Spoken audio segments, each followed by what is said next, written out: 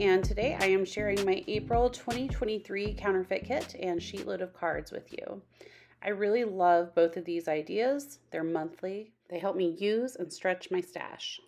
The Counterfeit Kit challenge replicates a commercial kit with your stash, and then the Sheetload of Cards is a quick and easy set of cards that can be made with minimal supplies. So really quick, I'll give you an overview of my April 23 Counterfeit Kit. I first was concentrating on mimicking the rainbow set that the bulk of the inspiration kit used. I also used some small cut-apart cards from the same paper pad instead of separate cut-aparts like the inspiration kit. There were some pretty floral ephemera bits that reminded me of the sticker set I received at a crop once that I hadn't touched.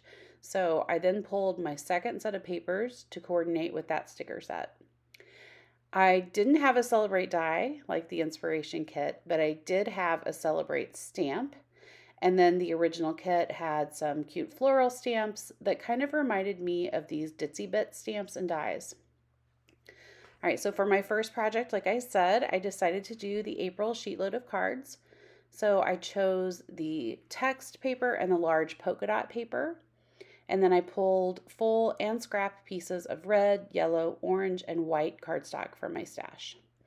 All the measurements for these, you can find them through Call Me Crafty Al's channel. I used the yellow cardstock and the orange scrap to cut 4 card fronts that I can just adhere directly to bases.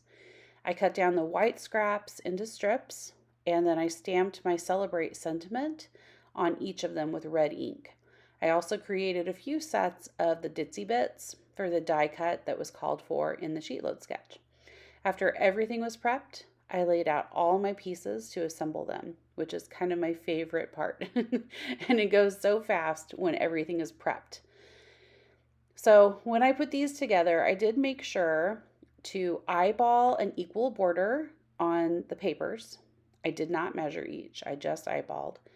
And then I also made sure not to put 2 of the same pattern paper down next to each other. So if I used a large block of polka dots, I would use the strip of text and vice versa. I then put the die cuts kind of sprinkled up the middle, so it kind of looked like they were sprouting from behind the sentiment. And I positioned that so it was kind of at a 1/3 to 2/3 ratio where they were kind of coming from and how it straddled kind of that border between the 2 pieces of paper.